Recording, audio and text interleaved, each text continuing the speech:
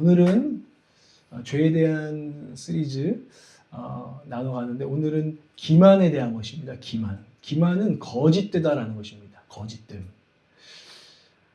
그래서 오늘 설교 제목은 거짓말, 거짓말, 거짓말이라고 적었는데 진실한 사람이 매우 귀한 시대를 살아는 것 같아요.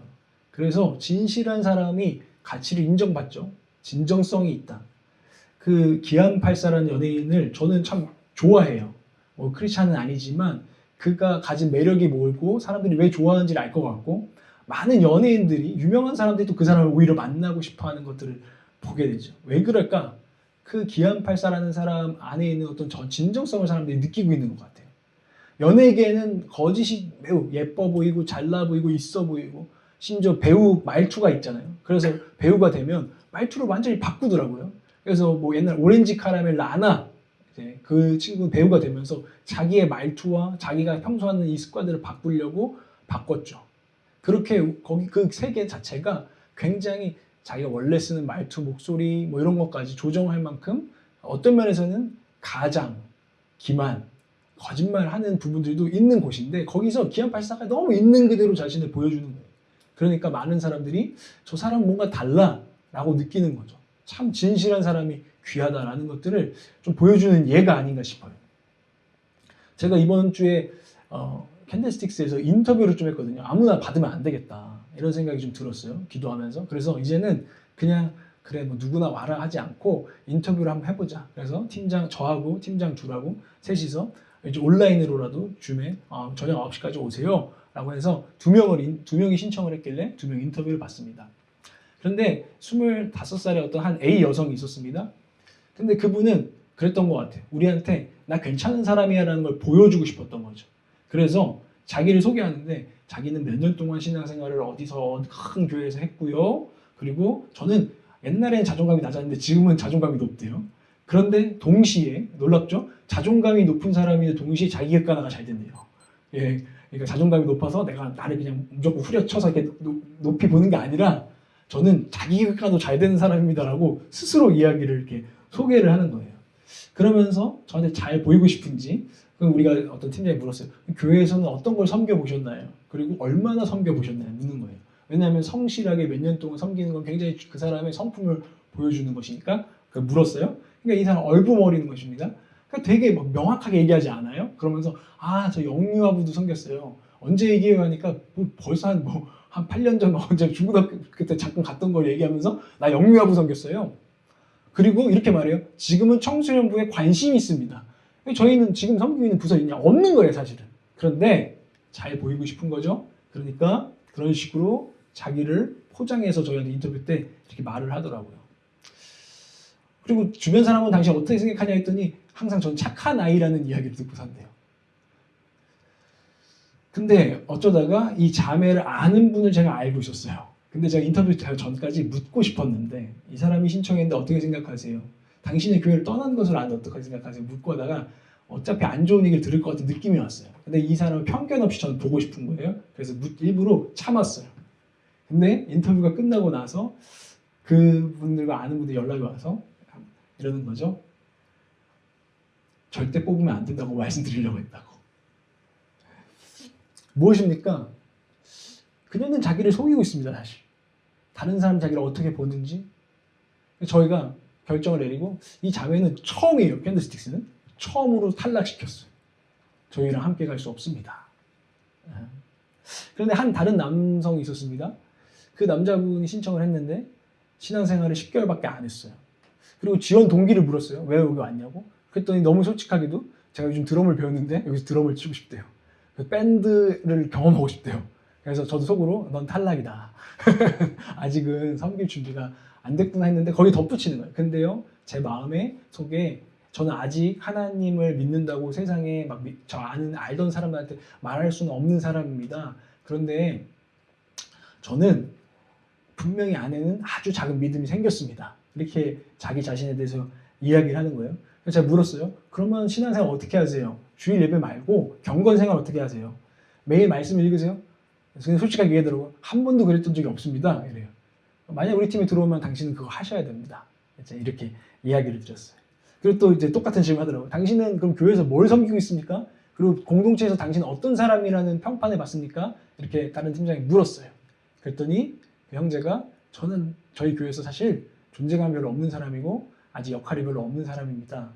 저는 그리고 아직 믿음이 참 적은 부족한 사람입니다. 저는 사실은 심신에 여러 가지 어려움을 겪어서 그냥 어려움 때문에 교회를 갔던 사람일 뿐입니다. 이렇게 얘기를 하면서 말도 잘 정리는 안 돼요. 이분이 어떤 분이 아는 분이 또 그러더라고요. 그 친구 좀 맹해 뭐 이런 얘기를 듣긴 했어요. 그러니까 자기 생각을 잘 정리해서 말하는 이런 것들은 잘 안 되는 친구였어요. 그럼에도 불구하고 우리 세 명의 팀장님들의 마음이 처음에는 이 사람도 탈락인가 이런 생각을 했으나 그 얘기를 듣고 셋다 딱 이제 줌에서 나가고 웨일에서 나가고 저희 셋이 모였을 때 어떻게 생각하세요? 팀장에게 물었어요. 그랬더니 저희 만장일치로 저 사람 진실한 것 같습니다. 우리 뽑아서 같이 데리고 가봅시다. 이렇게 이번 주에 그런 경험을 했어요. 참 진실한 게 중요하고 또 한편으로는 이런 생각이 드는 거예요. 그 자매 참 어렵다. 그래서 진실하는 법을 아직 배우지 못했다. 그래서 자기를 포장하는 사람들이 그렇게 알아줄 거라고 생각하는 참 귀여운 자매다. 저는 이렇게도 생각하고 그러나 속으로 이런 마음이 드는 거죠. 진실하기가 참으로 어렵구나. 우리 인간은 진실하기가 너무 어렵구나. 있어 보이고 싶고 똑똑해 보이고 싶고 예뻐 보이고 싶고 착해 보이고 싶고 행복해 보이고 싶고 때로는 그런 생각도 들어요. 불쌍해 보이고 싶을 때도 있어. 나 좀 봐서 날 좀 불쌍해. 그래서 내가 지금 슬픈 것보다 더 불쌍하게 자기를 얘기해. 그냥 불쌍해 보이고 싶어서. 관심 받고 싶어서. 그리고 심지어는 참 아이러니하죠. 진솔해 보이고 싶어요. 솔직해 보이고 싶어서 솔직한 척을 해요. 난 솔직해. 하고 아무 말이나 막 갖다 뱉어. 그러면서 난 솔직한 사람이지? 근데 이게 두 번 꼬인 거죠. 아이러니한 거죠. 거짓된 것입니다. 나도 솔직한 사람들 보니까 멋있네. 나도 저렇게 해봐야지. 만약 그렇다면 우리는 매우 거짓되다라는 거예요. 인간은 진실하기가 왜 이렇게 어려울까요? 이 질문 앞에 성경은 답합니다. 인간은 거짓된 존재다. 그게 죄인이다. 우리의 실상이 매우 거짓됐다. 그리고 우리가 로마서에서 넌 죄의 노예였고 율법의 노예였는데 그 말은 거짓의 노예였다는 거예요. 진리가 아닌 거짓의 노예. 사탄을 거짓의 아비라고 합니다. 그 사탄이 거짓과 불순종의 아비인데 우리가 그의 자녀였다고 성경은 사실 말해요. 너희들은 사실상 진노의 자녀요, 불순종의 자녀요, 거짓의 자녀였는데 이제 그리스도 안에서 그 빛의 나라로 아들의 나라로 옮겨졌노라 라고 성경이 복음을 선포합니다. 인간은 원래 매우 거짓된 존재다라는 거예요. 팀 켈러는 인간의 마음은 자신을 속이는 무한한 능력이 있다라고 말했습니다. 여러분 자신, 저와 여러분이 다른 사람을 속이고 하나님을 속이고 사실 그러다 보면 자기 자신까지 오늘 거짓말 하나님을 자꾸 속이려 들고 다른 사람을 자꾸 속이려 들고 사실 그러다 보면은 자기 자신마저 속이지 않으면 자기가 너무 어려워지니까 자기 자신마저 자꾸 속이려고 하는 무한한 능력을 가지고 있다는 거예요. 진실이 너무 불편해서 진리가 너무 불편해서 똑바로 볼 수 없을 때에 특히 더욱 그러하다는 거죠. 여러분 우리의 오늘 죄성, 거짓됨을 우리가 보는 거예요. 그 인물, 우리를 보여주는 성경의 인물은 오늘 우리가 읽은 사울입니다. 사울은 정리하자면 이런 거예요. 거짓된 사람인데 알면서도 모르는 척하는 죄인. 따라해볼까요? 알면서도 모르는 척하는 죄인. 네. 사무엘상 15장 13절 한번 읽어보도록 하겠습니다. 사무엘상 15장 13절 한번 보겠습니다. 시작. 사무엘이 사울에 있는 곳에 이르자 사울이 말했습니다. 여호와께서 당신에게 복 주셨습니다. 내가 여호와께서 지시하신 대로 따랐습니다. 네, 지금 어떤 상황이냐면 사울이 전쟁, 아말렉 전쟁을 끝내고 사무엘 선지자가 이제 전쟁 잘 끝나는지 보러 확인하러 왔습니다. 기도하고서는. 그런데 사울이 이렇게 얘기하는 겁니다. 사무엘 선지자 어서 오세요 하면서 막 방방 뜨고 이러는 거예요. 사무엘이 아마 생각했어요. 저거 왜 저러지? 나 이미 다 알고 왔는데. 여호와께서 당신에게 복 주셨습니다. 하나님 이름을 얘기하면서 예배하는 것 같은 말투를 씁니다. 내가 여호와께서 지시하신 대로 다 따랐습니다. 제가 잘했어요. 제가 이거 아말렉 전쟁 잘 해냈습니다. 이렇게 말하고 있습니다. 이 배경을 아셔야 되는데 하나님께서 사무엘 선지자를 통해서 사울을 왕으로 세우시고 아말렉 전쟁을 명하셨습니다. 아말렉이라는 족속은 어떤 족속이냐면 이전에 이스라엘이 출애굽해서 나올 때에 이스라엘을 공격했던 족속입니다. 그리고 가나안 7족속 중에 하나고 하나님은 그들을 남김없이 진멸하라고 명령하십니다. 아말렉 족속은 매우 악한 약탈자들이었어요. 그래서 성경에도 보면 이스라엘을 공격할 때 약탈을 하더라도 도의가 있어요. 지금도 전쟁을 하더라도 쓰면 안 되는 무기가 있어요. 생화학 무기, 소위탄 이런 건 쏘면 안 돼요. 사람들을 불태워 죽이고 한 번에 죽이는 건 그래도 괜찮아. 근데 사람들을 생화학이나 불타 죽이는 무기로 죽이면 안 되라는 법이 있죠. 도의예요, 도의. 전쟁을 하더라도 그런데 지금 이제 전쟁에서 좀 쓰기 시작하면 서로 인권 문제가 되는 건데 이때도 도의가 있었어요. 임산부 건드면 안 돼. 노약자 건드면 안 돼. 근데 아말렉은 일부러 이스라엘 공격할 때 그 행렬의 맨 끝에 가장 뒤처져서 오는 노인들과 어린아이들과 임산부의 배를 갈랐습니다.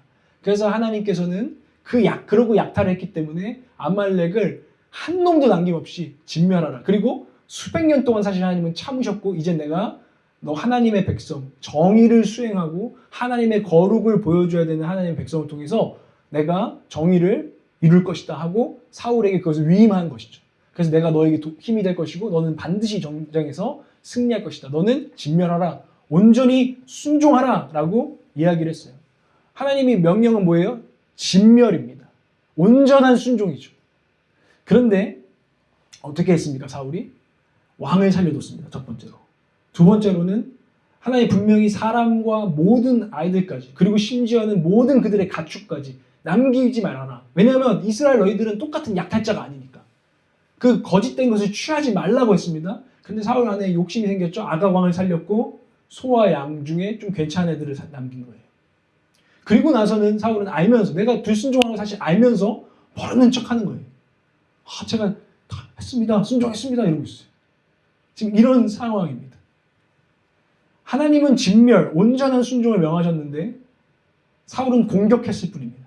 아말렉을. 그래서 사무엘은 이렇게 평가합니다. 왕이시여, 당신은 지금 약탈을 하는데 급급했습니다. 결국 아말렉과 똑같았습니다. 당신은 하나님의 뜻에 불순종했습니다.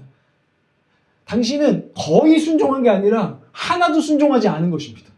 이렇게 지금 사무엘은 드러내고 있다는 것입니다. 우리의 거짓을, 사울의 거짓을. 그런데 나 99% 순종한 것 같은데 그 정도면 이만하면 되지 않나요? 근데 어떻게 하나도 순종하지 않은 것이라고 사무엘 선지자 말씀하시니까 하고 사울이 억울해합니다. 난 몰랐던 것뿐이라고요. 근데 뭐라고요? 사실 알면서 모르는 척을 하고 있어요. 그리고 자기 자신마저 난 몰랐던 거 진짜 몰라서 죄를 진 것처럼 자기 자신을 막 기만합니다. 사울의 기만술을 한번 오늘 우리는 보게 되는데 사울의 기만술의 첫 번째는 남 탓으로 돌리는 거예요. 여러분들이 요즘 자꾸 남 탓을 하고 있고 만약에 오늘 예배하면서도 오늘 예배 은혜가 왜 안 되지? 뭐 때문에 자꾸 남 탓으로 우리가 된다면 아마 우리는 때로는 본질적인 것은 사실 뒤로 하고 비본질적인 아주 작은 것들을 탓하면서 그것 때문이야 라고 말하고 있는 건지도 모릅니다. 그것처럼 지금 사울은 남 탓으로 돌립니다. 15장 14절에서 15절 말씀을 보겠습니다. 시작. 그러자 사무엘이 말했습니다. 내 귀에는 양들과 소들의 울음소리가 들리니 어찌된 일이오? 사울이 대답했습니다. 군사들이 아말렉 사람들에게서 가져온 것들입니다. 그들이 여호와 당신의 하나님께 제사를 드리려고 가장 좋은 양과 소를 남겨두었습니다. 하지만 나머지 것들은 모조리 죽였습니다. 사무엘이 묻죠. 이 양소리가 뭡니까? 거짓말했어요. 다 했습니다. 그럼 이 양소리는 뭡니까? 이게 선지자예요. 오늘 이 말씀의 시간도 예배의 시간도 이런 선지자들의 소리가 있는 줄 믿습니다. 하나님이 여러분에게 묻습니다. 여러분은 하나님 제가 잘한 거 아시죠? 맨날 이렇게 기도하고 있는지 몰라요. 제가 지금 고생하고 있는 거 아시죠? 제가 헌금하는 거 아시죠? 제가 그래도 나름 애쓰고 있는 거 아시죠? 라고 우리는 때로는 묻기도 하지만 하나님은 오늘 다시 반대로 우리에게 물을 겁니다. 너 알고 있지? 온전히 순종하지 않는 게 있다는 거. 너 알지? 라고 말씀할 수도 있는 거죠. 너 양의 소리가 들리니?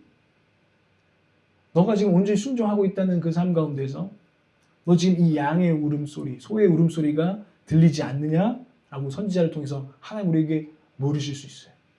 마치 아나니아와 삽비라가 나름대로 헌신한다고 뭐 했지만 하나님을 속이려 들었고 베드로를 통해서 이게 다니? 물으셨던 것처럼 오늘 하나님 우리에게 그런 질문을 저와 여러분의 마음과 심령 속에 하실 수 있어요. 근데 사울은 남 탓한다고요. 군사들이, 백성들이 이거를 예배드리는 데 쓰면 어떻겠냐고 막 이런 얘기를 했다는 거예요. 이 양과 소 좋은 건데 굳이 이거 다 죽여야 되냐 라고 해서 여론이 그러하니 사람들의 눈치를 내가 보아하니 왕으로서 그것도 살펴야 하니 제가 그 남겨둔 것 뿐입니다 라고 이야기를 했어요. 그리고서는 그래도 나머지 모조리 죽였습니다 라고 얘기를 했다는 것입니다. 이게 기만술이에요. 기만술. 거짓된 우리 안에 일어나는 자꾸 쓰는 우리의 방식들이. 두 번째는 내가 잘한 부분에만 몰두하고 죄는 축소한다는 것입니다. 쉬운 말로 자기 자신을 하나님의 말씀 앞에 자꾸 미화한다는 것입니다. 미화. 내가 잘하는 부분에만 하나님 보세요 이것 좀. 물론 이런 부분도 있지만 이런 죄들도 사실 있지만 하나님 내가 잘한 것도 좀 보시라고요. 라는 마음들이 우리 가운데 있다는 것입니다. 그러면서 그 죄, 우리가 저지른 사실 죄, 하나님이 지금 고치기 원하시고 하나님 다루기 원하시는 죄는 자꾸 덮어둬요.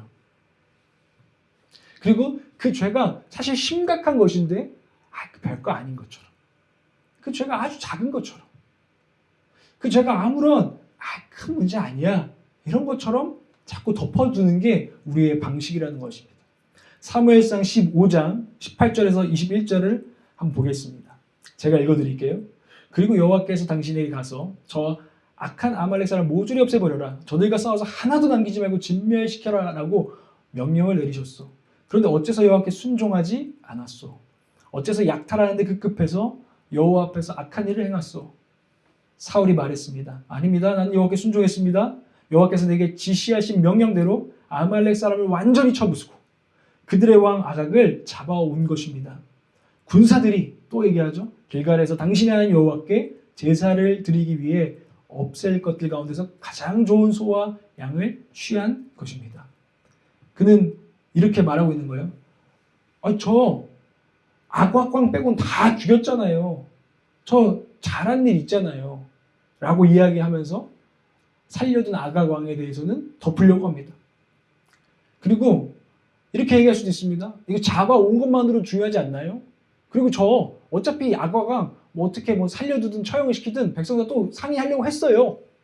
라고 여러 가지 변명들을 지금 하고 있는 것입니다. 그리고 제사를 드리기 위해 이게 무슨 말입니까? 저 좋은 의도였어요. 제가 완전 순간 뭔가 실수가 있는 것 같은데요. 저 좋은 의도였다고요. 좀 섭섭하네요. 사실 당신의 중심에는 뭐가 잘못된지를 알면서도 모르는 척하고 포장하고 있는 겁니다. 전 좋은 의도였다고요. 좋은 의도였다고요. 무슨 논리죠? 제가 이 죄는 다루지 않고 선행을 좀 더 하면, 종교생활을 좀 더 하면 내가 뭔가 이런 걸로 상쇄시킬 수 있지 않을까? 좀 퉁칠 수 있지 않을까? 라는 거짓됨이 이 사울 안에 있다는 것입니다. 그러니까 지금 아각을 남겨둔 거, 소와 양을 남겨둔 거 그것은 별것 아니다.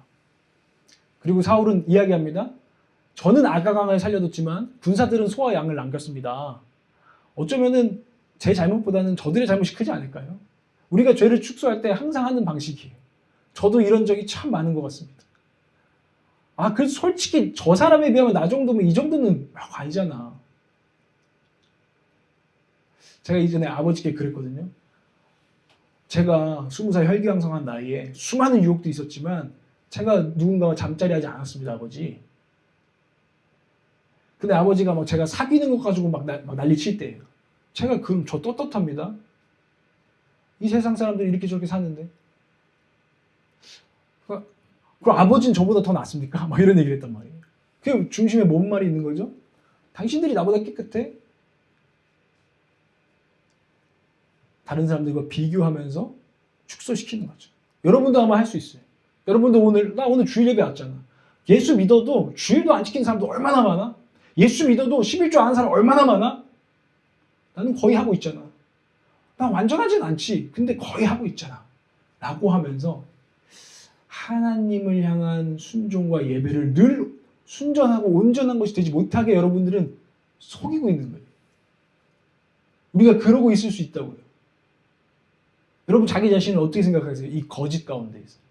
오늘 성경이 지금 들춰내고 있고 성경이 지금 저를 통해서 여러분들에게 말하고 있는 이 불편한 진실.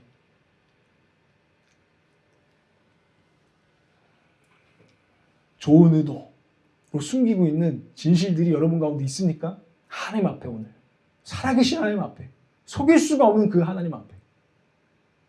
그것은 무엇입니까? 좋은 소와 좋은 양을 드리면 된다라는 변명입니까? 아가왕을 이왕 처형하는 거 사람들 다 보는 앞에서 처형하는 게 더 낫지 않겠나? 이런 궤변들입니까? 우리는 그것들을 오늘 진리의 성경 안에서 분별해야 된다는 것입니다. 근데 왜 저와 여러분 많은 인간들이 왜 이렇게 진실하기가 어려울까? 왜 이렇게 기만수를 막 계속 쓸까? 이게 그런 말 있잖아요. 입만 열면 거짓말인데 짓기 한 것처럼 우리의 마음은 왜 이렇게 거짓될까? 성경은 그것을 또 밝혀줍니다. 왜 진실을 감당하지 못할까 우리는? 왜 진실을 마주하지 못할까? 왜 거짓에 사로잡히는가? 우리는 죄인인데 스스로가 아는 죄인이다. 스스로 한없이 사실은 초라하고 하찮은 존재라는 것을 우리는 알고 있기 때문에 숨기고 싶어서 그런 쉐임, 부끄러움 때문에 우리는 늘 거짓의 옷을 뒤집어 쓴다는 것입니다. 거짓을 멈추지 못한다는 것입니다. 17절에 보면 사무엘이 밝혀주는 게 있어요.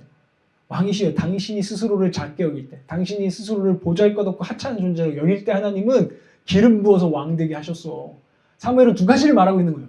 우리는 사실 작고 하찮은 존재인데 하나님이 기름 부어서 은혜로 사는 존재라는 걸 왜 잊어버렸어? 라고 이야기하고 있는데 사울은 완전히 또 잊어버린 겁니다. 내가 하나님의 은혜로 사는 존재임을 망각해버리고 보잘것없는 자기 자신, 왕이지만 자기를 인정해주지 않으면 어떡하지? 자기가 하찮은 존재, 키만 허대만 멀쩡하고 자기는 겁쟁이라는 사실이 드러나면 어떡하지? 내가 지금 여론의 상태를 보니까 내가 얼마나 지지를 받고 있지? 이런 두려움 속에서 나 스스로를 높여야 돼. 나 스스로를 방어해야 돼. 나 사랑받고 싶어. 그래서 예쁜 척을 하고 멋있는 척을 하고 있는 척을 하는 이 사울의 존재를 성경 우리에게 보여주는 거예요. 작은 자 컴플렉스가 있는 거죠. 사실 사울은 매우 이스라엘 중에서 가장 키가 큰 자였지만 작은 자. 난 알아. 사람들은 나를 멀쩡하게 보고 괜찮아 보여도 난 사실 알고 있어. 난 이걸 덮어야 되고 숨겨야 되라는 작은 자 컴플렉스. 이게 우리가 거짓을 자꾸 하는 우리의 연약한 우리의 실상이에요. 그래서 사울은 오늘 말씀 시작 12절에 갈멜의 기념비를 세워요. 나 이런 사람이야 라는 기념비를 세우고 백성들이 소 남기면 어떨까요 하면은 그래 좋아. 백성들의 지지를 얻어서 큰 자가 되려고 애쓰고 그게 하나님 앞에 잘못된 걸 알면서도 아가강을 살려두어서 내 앞에서 기는 이 왕을 봐. 내가 첫 번째로 사로잡은 다른 나라 왕이야. 보란 말이야. 그래서 사람들 앞에서 딱 자기가 죽이고 싶은 그 마음. 왜요? 자기가 하찮은 존재라는 걸 들키기 싫어서. 그게 두려워서. 근데 우리도 그것 때문에 자꾸 거짓되는 것입니다. 자꾸 입만 열면 마음이 생각이 하나님을 속이려 들고 사람을 속이려 들고 자기 자신까지 속이려 들고 있다는 것입니다.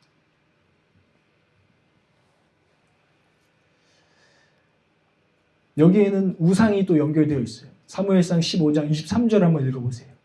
사무엘상 15장 23절 시작. 거역하는 것은 점치는 죄와 같고 교만은 우상을 섬기는 악과 같은 것이요 당신이 여호와의 말씀을 거역했기 때문에 그분은 당신을 버려 왕이 되지 못하게 하셨어. 참 무서운 말씀이 사실 아닙니까? 거짓된 우상이 거역하는 것은 점치는 죄와 같고 교만은 하나님의 말씀을 지금 진멸하라는 말씀에 사실은 사울은 속이고 있거든요. 이게 교만이에요. 하나님 속으실 줄 아세요? 아니라는 거예요. 근데 이 교만은 우상에 순종한 거다. 진멸하라고 하는 하나님의 말씀에 온전히 순종해야 되는데 그 하나님만 우리는 예배하기로 했는데 우상이 두려운 거예요. 사람들의 평판이라는 우상이 두려워가지고 그것 때문에 사실 그에게 순종하고 있잖아요. 로마서에서 배우죠. 너희들이 알지 아니하냐. 네가 순종하는 그의 종이 되는 걸 알지 않냐. 지금 사울은 우상의 종이 됐어요. 사람들의 평판의 종이 됐어요. 왕의 자리라는 그 우상의 종이 됐어요. 그래서 하나님의 분명한 말씀을 알면서도 모른 척하고 자꾸 속이려 들어요. 몰랐습니다. 왔다 갔다 하는 신앙생활을 하고 있다는 거예요.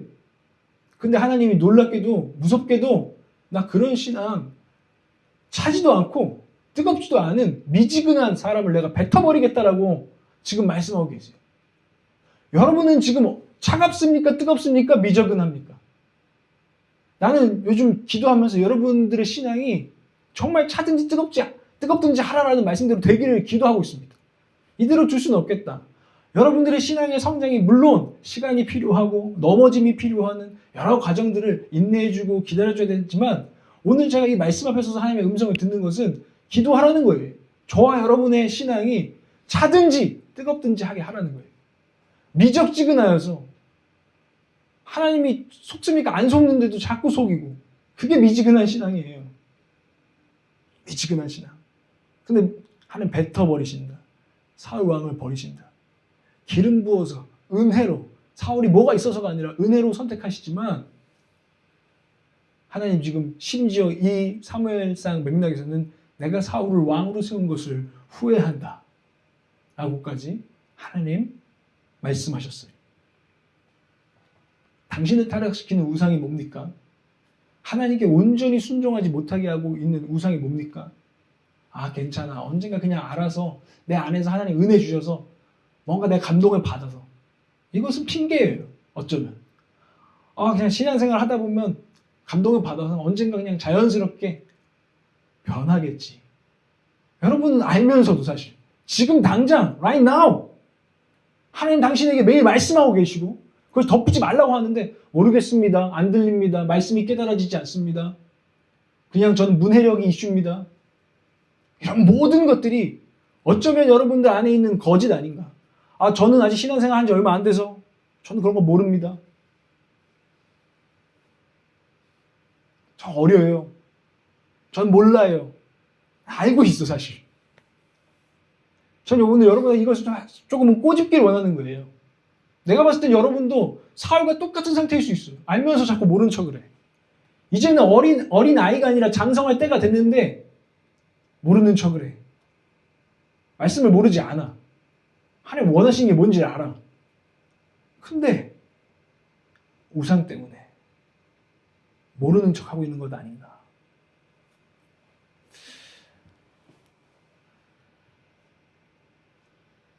그리고 은혜를 잃어버린 게 아닌가.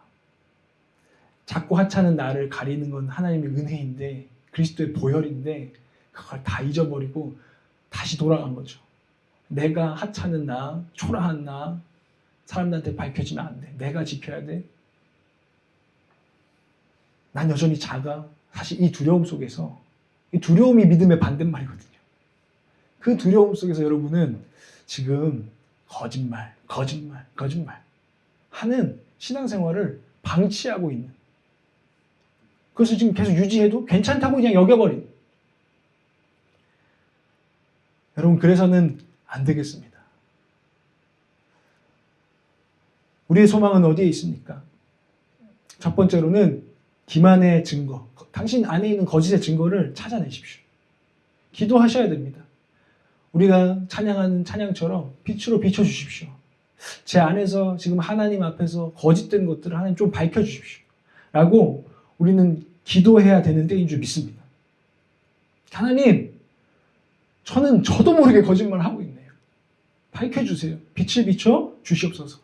매일매일 말씀을 읽고 오늘 설교를 들을 때 하나님 빛을 비춰 주시옵소서. 그리고 만약에 오늘 이 설교가 여러분의 마음을 찌른다면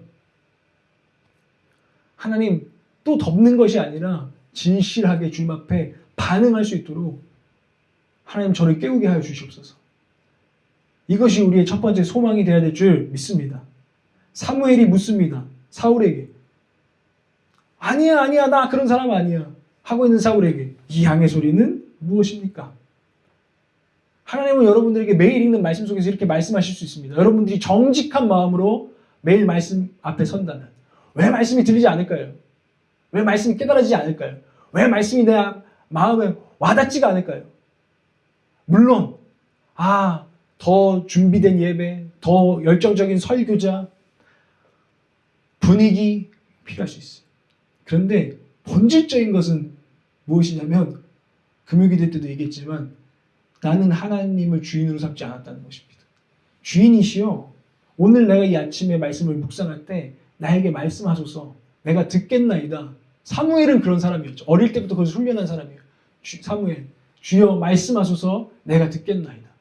듣고자 하는 자에게 정말 하나님 안 들리게 하실까요? 듣고자 하는 자에게 당신이 초졸이든 초등학교도 안 나온 사람이든 말씀을 읽고 진짜 하나님께 순종하고 싶고 온전한 예배를 드리고 싶어 라고 여러분들 정말 생각하고 하나님의 말씀을 듣는다면 말씀을 대한다면 와닿는 말씀이 정말 없을까? 당신의 영적 무감각은 하나님의 탓도 아니고 어쩌면 사역자의 탓도 아니고 당신의 어떤 이전에 있던 상처의 탓도 아니고 본질적으로는 당신의 마음 가운데 하나님의 말씀을 듣고자 하는 마음이 사실 없다는 거예요. 그러면서 그냥 안 들려서 그래요. 제가 답답해요. 진짜 답답하다면 어이할 거 하고 저를 찾아왔을 것 같아. 진짜 답답해서 여러분들이 내가 하나님 말씀을 안 들리는데 어떡하지? 내가 지금 영적으로 무감각한데 어떡하지?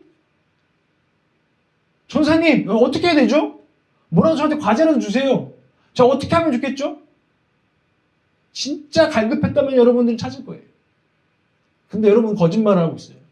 언젠가 되겠지. 안 될 걸 알면서. 그대로는 영적으로 살아날 가망이 없어. 지금 회개하지 않으면 살아날 가망이 없어. 근데 그냥 언젠가 되겠지. 그냥 하다 보면 되겠지. 누가 해주겠지. 심지어 사실은 아주 고약한 변명을 대고 있는 거예요. 하나님 은혜 주십시오. 저 은혜 받으면 이러겠습니까? 믿음 당신이 주시는 거라면서. 은혜 당신이 주시는 거라면서. 당신이 계시해 주시는 거라면서. 해보세요. 여러분 마음속에 이런 거짓된 마음이 이걸 잘 포장해서 숨어 있을 수 있다는 거예요. 이해가 가세요? 이 죄가 우리 안에 있어요.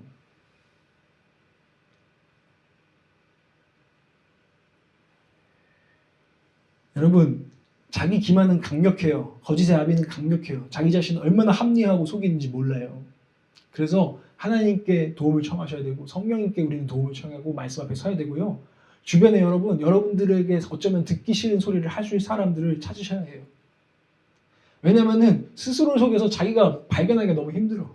내가 지금 나 뭘 속이고 있지? 아니면 여러분들은 집단적인 자기 기만, 알고리즘이죠. 늘 그냥 나를 지지해주고 나를 그냥 인정해주고 있는 그대로 받아줄 사람들만 찾아다니면서 나 괜찮아. 나 괜찮아. 나 괜찮지? 너 괜찮은 것 같아. 나 괜찮아. 이게 집단적인 자기 기만. 우리 교회는 그런 기만적인 신앙생활을 회개하길 원해요. 정말 오늘 우리가 찬양한 것처럼 정직한 예배를 우리가 드릴 수 있게 되기를 원합니다. 여러분 회개하십시오. 정말 거짓된 마음들을 깨우십시오. 아직도 나 지금 왜 이렇게 이런 얘기 듣는 게 불편하지? 그게 여러분 안에 거짓이 지금 밝혀지고 까발려질 때 어쩌면 일어나는 저항일 수도 있어요. 자꾸 생각나는 지금 모든 것에 대한 반박. 이래서 이런 거라고 저래서 저런 거라고. 근데 여러분 지금 여러분의 영적인 상태에서 한 발자국 더 나가려면 그것을 인정하고 하나님 당신은 다 아십니다. 전 숨길 수가 없겠습니다. 하고 엎드릴 때 전 다시 한번 여러분들에게 정말 하나님 여러분에게 말씀하신 게 들리고 하나님의 사명이 여러분 가운데 회복되고 자기중심적인 신앙생활 그냥 늘 하나님이 내 사업, 내 진로, 내 계획, 내 출산, 내 가정 하나님 말씀하시는 내가 이제 너의 주인이라고 자스가 여기서 시작이라고 언젠가 그렇게 되겠지 지금은 내가 좀 이기적이어도 사실 그렇지 않아요. 신앙은 분명히 말해요.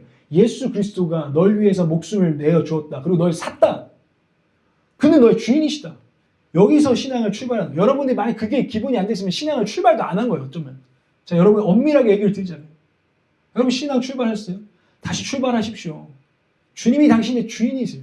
당신을 사랑하시고 당신을 아시고 당신을 향한 계획을 가지신 당신의 주인은 주님이십니다. 이게 우리의 거짓으로 지금 자꾸 밀어낼 수 있는 진실이라고 생각하면 안 됩니다. 여러분, 가장 중대하지만 불편한 진실은 뭐냐면 누군가에겐 이게 가장 중대하지만 불편한 진실이에요. 하나님이 계신다면 당신이 전적으로 그분의 소유라는 것입니다. 또 온전히 하나님께 순종해야 된다는 사실입니다. 사울도 오늘 하나님이 당신을 왕으로 세우셨다면 하나님이 진멸하라는 그 말씀 앞에서 그는 온전한 순종을 드려야 된다는 것을 알았어야 했습니다. 근데 그 불편한 진실을 사울은 모른 척 했다는 거예요. 근데 지금도 많은 교회를 다니고 있는 우리 크리스찬들이라고 하는 고백하는 나 예수 믿어요 라고 말하는 사람들이 사실은 거짓으로 나 예수 믿지만 주인은 안 되게 불편한 진실, 당신의 주인이라는 사실, 당신의 모든 것, 당신의 오늘 하루의 시간과 모든 돈과 엄밀하면 당신의 모든 재능과 모든 것이 주인은 하나님이라는 사실. 그래서 하나님은 그것을 가져가실 수도 있고 그것을 어떻게 사용하실지 하나님께 주권이 있다는 사실. 불편한 진실. 그것을 은혜 안에 사실 보지 못한다면 매우 사실은 불편한 진실. 그래서 사울처럼 자꾸 포장하고 싶은 그 진실. 이것을 마주하는 것이 우리의 소망이라는 것입니다. 여러분, 우리가 하나님 믿는다는 것은요, 하나님을 하나님으로 믿는다는 것은요, 그분께 온전한 순종을 드려야 한다는 것입니다. 90%, 99%가 아니라 여러분 11조 하시잖아요. 자, 여러분한테 그래도 그런 얘기도 했죠. 야, 우리 교회 그래도 11조 해. 근데 만약에 여러분들이 11조를 하시면서 마음속에 내가 이만큼 90% 순종했으니까 하나님은 그냥 내 삶에서 아웃하는 마음으로 11조를 하고 오늘 주일 예배를 드리고 여러분들이 봉사를 하고 선행을 하는 거. 근데 하나님 말씀하세요. 나 그거 하나도 안 받을게. 난 너 자신을 원해. 아니면 제사 드리려고 소와 양 준비했어. 그게 아니라 사울아, 난 사울 너 자신을 원해. 너 내 말 못 알아들어 지금 솔직히? 알아듣잖아. 난 너의 자체를 정말 원한다고. 너 근데 왜 네가 네 삶의 주인 되어 있니? 라고 하나님이 물으시는 거죠. 여러분 이 지점에서 다시 출발하셔야 됩니다. 회개하셔야 돼요. 여러분 난 이것도 순종하겠어. 예수 그리스도의 말씀 여러분 온전히 순종합니까? 예수님 말씀하십니다. 원수를 사랑하라. 이거는 빼박이에요. 진멸하라. 원수를 사랑하라. 근데 여러분들은 속으로 계속 그 말씀 앞에서도 온전한 순종을 안 하려고 합니다. 원수를 어떻게 사랑해? 미운 걸 어떻게 해? 내 마음이 이런 걸 어떻게 해? 근데 사실 그런 말은 통하지 않는다는 거예요. 당신이 하나님을 하나님으로 믿는다면 오히려 이렇게 기도하겠죠. 거듭나지 않은 사람은 주님 제가 저 미워할 수밖에 없는 거 아시죠? 하고 하나님께 당신을 설득시킵니다. 그러나 이제 진짜 거듭난 사람은 하나님 제가 미워하는 건 불순종입니다. 이건 합당하지 않습니다. 주의 말씀 앞에서. 제가 순종할 수 있도록 하나님 제가 씨름하겠습니다. 하나님 당신의 말씀대로 제 안에 이루어지게 하여 주시옵소서. 우리 안에 음란 난 남자니까 어쩔 수 없습니다. 난 그걸 볼 수밖에 없습니다. 때로는 그 가운데 해소해야 됩니다. 근데 주님이 거룩하라. 간음하지 말라.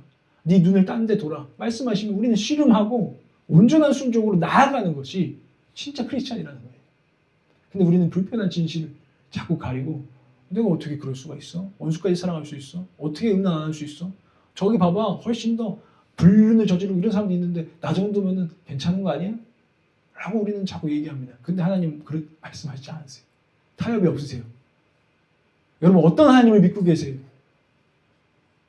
여러분 예수를 믿는다는 거 진리 이 불편한 진리를 받아들이셨습니까? 진짜 신앙생활을 시작하세요. 내가 몇 년 신앙생활을 한 건 중요하지 않은 것 같아요. 진짜 신앙생활을 시작하세요. 하나님은 나의 주인이시다. 여기서 다시 출발하는 진짜 신앙생활을 여러분들이 회복하기를 우리 올락처치 회복하기를 소망합니다. 세 번째 소망은 은혜예요. 아까도 말씀드렸지만 우리는 연약해요. 저도요. 제일 힘들 때 언제냐면 제 진실이 까발려질 때. 내 옆에 있는 사람이 예민하게 그걸 사실 보고 오늘 사무엘처럼 양의 소리가 어디서 났냐고 저의 거짓된 동기나 숨은 거를 지적당할 때 제 안에 얼마나 발끈하는지 몰라요. 화가 나는지 몰라요. 그게 내가 죄인이구나 라는 것들을 깨닫게 돼요. 그러면서 제가 스스로 이런 생각이 드는 거죠. 내가 진실을 감당할 수 없는 인간이구나. 누가 나한테 사실 진리를 말하고 진실을 말할 때 그걸 내가 감당하기가 너무 힘들어. 그 얘기하지 마. 혹은 막 돌려. 막 사람 좋은 웃음으로 돌릴 수도 있고 여러 가지 기만술들을 써서 돌리게 되더라고요. 근데 기도합니다. 하나님, 제가 그래서 정말 노력해요. 제가 이런 하나님의 말씀 앞에 하나님의 살아계심을 제가 인식할 노력하는 건 제가 그래서 진실하려고 해요. 제가 설교하다가도 혹시나 MSG를 너무 치면서 막 이걸 내가 과장되게 말하고 있지 않은지 회개하고 다시 바로잡고 전 때로는 심지어 그런 적도 있어요. 아까 내가 그렇게 말했는데 생각해보니까 그건 내가 좀 오버해서 말한 거야. 진실하려고 해요. 하나님 앞에. 그리고 하나님이 제게 말씀하실 때 막 내가 하루살이 같은 순종. 예수님 말씀에도 니네는 바리새인한테 그 얘기하는 거예요. 네가 하루살이는 순종해. 근데 진짜 낙타 같은 순종. 네가 사실은 숨기고 있는. 내가 순종하기를 지금 하나님 분명히 그걸 말씀하고 계시는데 하루살이 순종, 하루살이 순종, 하루살이 이걸로 상쇄하려고 해요. 근데 그 낙타를 넌 숨기고 있어. 그러지 않으려고 말씀 앞에서 발버둥을 칩니다. 여러분, 그때 하나님의 음성이 들려요, 사실. 그때 하나님의 말씀이 들려요. 근데 거기에 은혜가 필요해요. 예수 그리스도가 필요해요. 예수 그리스도께서 날 위해서 죽으셨고 내가 내 하찮고 초라한 것이 드러나도 괜찮다고 말씀하셨고 예수 그리스도 안에서 나는 하나님께 온전히 받아들여졌다라는 사실을 여러분이 정말 믿고 마음에 새기는 것이 너무나 중요하다는 거예요. 그때 우리는 그래 내가 좀 쪽팔리지만 그래도 이 진실 감당할 수 있어. 왜냐하면 이제는 예수 그리스도 안에 내가 있으니까. 내가 그 은혜 안에 있으니까. 예수께서 나를 위해 죽으셨으니까. 나 그 진실을 감당할 수 있어. 하나님 말씀하소서. 또 사람들의 피드백을 받을 수 있고 그것을 감당하기 시작한다는 것입니다. 여러분, 진실을 감당하게 하는 은혜에 눈뜨는 저와 여러분 되기를 소망합니다. 계속해서 여전히 진리 앞에서 거짓을 또 덮는 거짓의 옷을 입는 사람이 아니라 예수 그리스도의 은혜의 옷으로 여러분 갈아입는 사람들이 되시라는 거예요. 그래서 진짜 진실하고 진리로 말미암아 자유한 사람. 하나님이 원하신 회복이 여러분 향한 계획이 그것 아니겠어요? 거짓된 신앙생활하는 사람이 아니라 진리 안에 자유한 사람들. 아멘. 저와 여러분을 그 자유 가운데로 부르시는 게 우리 주님의 복음이에요. 아들아, 딸아, 거짓된 옷을 이제 벗어라. 나뭇잎 옷, 그냥 가죽 옷, 이런 거 다 벗고 예수 그리스도로 내가 옷 입혀줄게. 너의 하찮고 초라한 것들, 그 실존들, 너 복음을 믿어야 된다.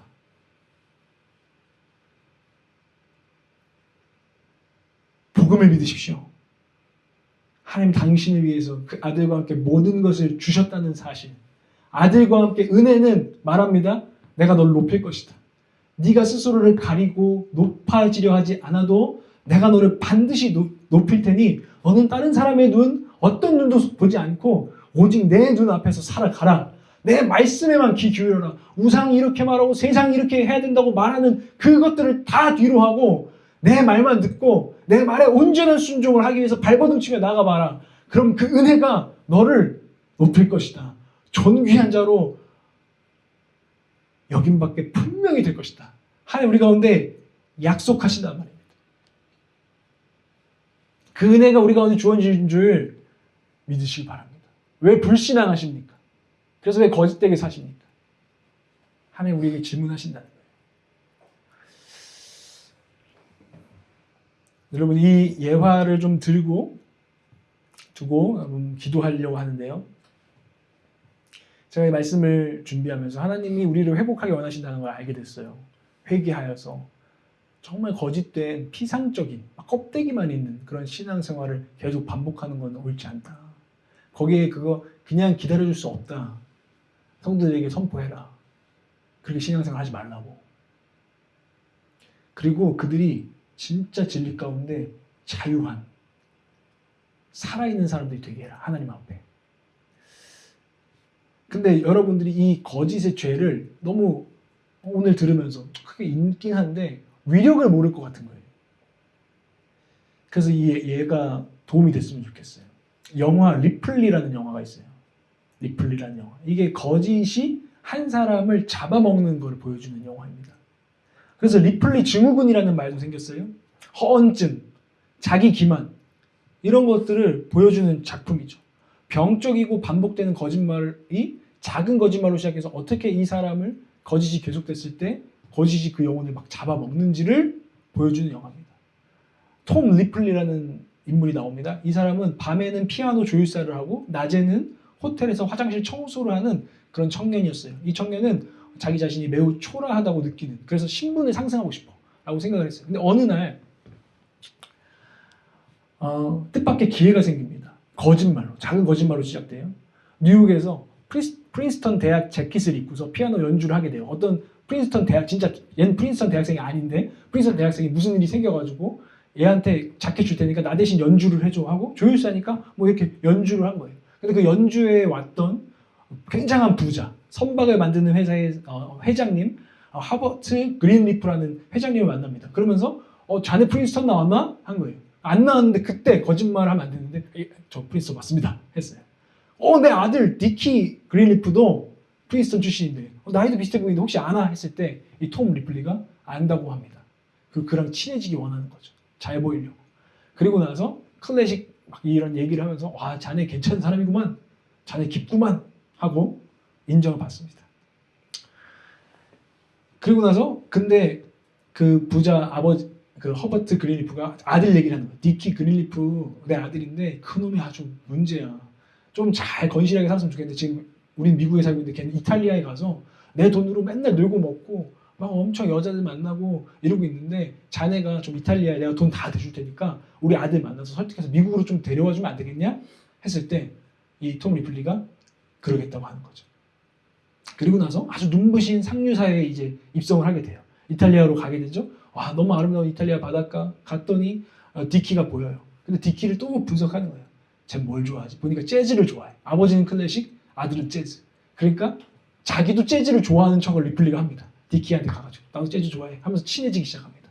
그리고 사실 나도 아버지가 보냈어 하면서 이런 관계들을 시작하죠. 근데 여전히 디키가 물어봐요. 너 정말 프린스턴 나왔어? 나 못 봤던 것 같은데. 나 나왔지 하면서 친해지죠. 그리고 계속 부러워합니다. 나는 이렇게 초라한데 디키는 부잣집 아들로 늘 여유가 있어. 그리고 주드로가 엄청 잘생겼어요. 매력적인. 그럼 막 저렇게 자유롭게 사는 것들을 보면서 나도 저렇게 되고 싶다. 우상이 생긴 거죠. 그러다 계속 거짓말을 하면서 살아갑니다. 그런데 어느 순간 디키가 톰이 늘 짜치는 인간이라는 걸 알아요. 내가 가만히 보면 품격이 없어.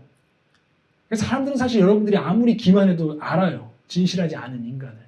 그러니까 그것들을 디키가 조금씩 꼬집기 시작해요. 야, 톰 리플리, 너는 근데 부자는 아닌가 봐. 너한테 그 티가 안 나거든. 이런 얘기를 막 하기 시작해요. 넌 참 재미없는 인간이야. 너한테 여유가 없거든. 근데 어느 날 그런 무시들이 시작될 때 리플리는 점점 내 자신이 밝혀지는 게 두려워지기 시작해요. 그리고 디키가 이제 너 그냥 가라 라고 말할 때 때려 죽여버려요. 살인을 해요. 근데 리플리가 어떻게 했을까요? 거기서 계속 거짓말을 하기 시작합니다. 자기가 이제 디키 그린리프라고 사람들 속이고 살기 시작해요. 리플리의 재능은 성대모사. 그리고 그 사람을 잘 흉내내고 그 사람의 막 글자체도 잘 베꼈거든요. 그래서 그의 서명을 가지고 계속 난 디키 그린리프야 하면서 이런 상류층 여자도 만나서 연애도 하고 이런 사람들을 사는 과정들이 쭉 있는데 결국에는 그걸 알아보는 사람마다 죽이는 거예요. 넌 톰 리플리잖아 할 때마다 죽여버려요. 이게 영화가 보여주는 게 뭘까요? 리플리가 완전히 괴물이 되어간다는 걸, 거짓말이 한 사람을 이렇게 망칠 수 있다는 걸 보여주는 거죠. 그런데 모든 수사까지 이렇게 살인 사건에 대한 수사가 좁혔는데 모든 걸 다 완전 범죄를 거짓말을 잘 짜서 벗어납니다. 리플리가. 그리고 나서 동성애 기질이 있었는데 피터라고 하는 자기에게 가장 따뜻하게 대해준 한 남자가 있어요. 음악을 하는 남자. 그 남자랑 그 모든 재산들을 가지고서 그리스로 이제 떠나서 살려고 새로운 삶을 시작하려고 합니다. 근데 그 배에서 그 가는 마지막 배에서 또 만난 거예요. 그의 실체를 아는 여자를 만난 거예요. 그러니까 이 리플리가 두려워진 거죠. 이 피터랑 그 여자랑 만나면 내 존재가 또 까발려지겠구나. 그래서 조용히 같이 묵던 선박객 선실로 들어가서 이렇게 말합니다. 자기 자신에 대한 독백을 해요. 어떤 독백이냐면 저는 피터 나는 늘 거짓말을 하면서 살아왔어. 늘 그리고 생각했지. 거짓된 누군가로 사는 게 초라한 자신으로 사는 것보다 낫다고 나는 생각했어. 그리고 나서 이렇게 말합니다. 피터, 톰 리플리가 누군지 좀 말해줘. 톰 리플리가 대체 누군지, 내 좋은 점이 뭔지, 내 멋진 점이 뭔지를 말해줘. 근데 피터가 다정하게 그걸 말해주는데 목을 졸라 죽입니다.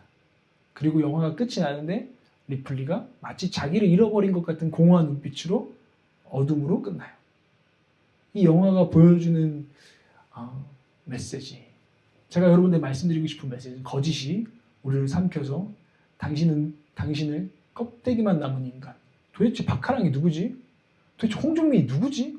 내가 하나님 앞에 누구지? 늘 공허해. 늘 뿌리가 없어. 그 영혼이 하나님과도 아무하고도 연결되지 않은 공허한, 그것이 거짓의 파괴적인 능력이에요.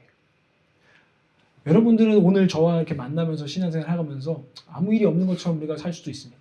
그런데 하나님은 아시고 계시고요. 여러분의 리플리와 같은 공허한 마음을 하나님이 모르시지 않습니다. 하나님은 초청하십니다. 더 이상 제발 거짓되게 신앙생활 하지 말아라. 정말 은혜의 빛 안으로 나아라. 리플리가 되지 말아라. 사울이 되지 말아라. 아나니아와 삽비라가 되지 말아라. 가장 중대한 너에게 영적 진실, 내가 너의 아버지고 너의 주인이라는 것과 그 은혜를 마주해라. 그 가운데서 내가 어떻게 살아가야 되는지를 좀 마주해라. 라고 하나님께서 우리에게 말씀하신다는 것입니다. 여러분, 진실한 신앙생활을 회복하시길 바랍니다.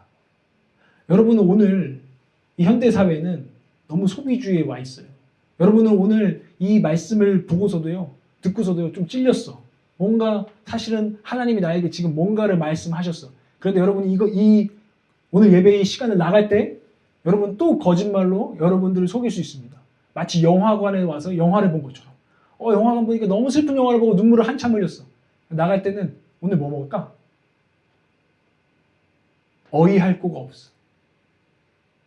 영화나 TV나 미디어는요, 우리에게 뭔가를 전해주고 우리에게 메시지 주지만 사실 절대 우리를 움직이지 않습니다. 회개하게 하지 않습니다. 근데 여러분들이 거기에 익숙해진 사람들은 오늘 1시간 예배할 때 똑같이 예배합니다. 마치 극장에 와서 그냥 토크쇼를 하나 보고 맞는 말이네. 뭔가 감명 깊네. 종민아, 오늘 설교가 좋네 마네. 그리고 나가서는 하나도 변하지 않아. 오늘 예배가 좋네 마네. 하나도 변하지 않아. 하나님의 말씀이 TV쇼랑 똑같아. 하나님의 말씀이 영화 한 편과 똑같아. 그냥 하나도 여러분의 삶을 터치하지 않아. 이게 거짓된 신앙생활입니다. 여러분, 거짓된 신앙생활을 멈추시고 진리 앞에 여러분 서는 신앙생활을 우리 올락처치가 함께 회복해야 되는 줄 믿습니다.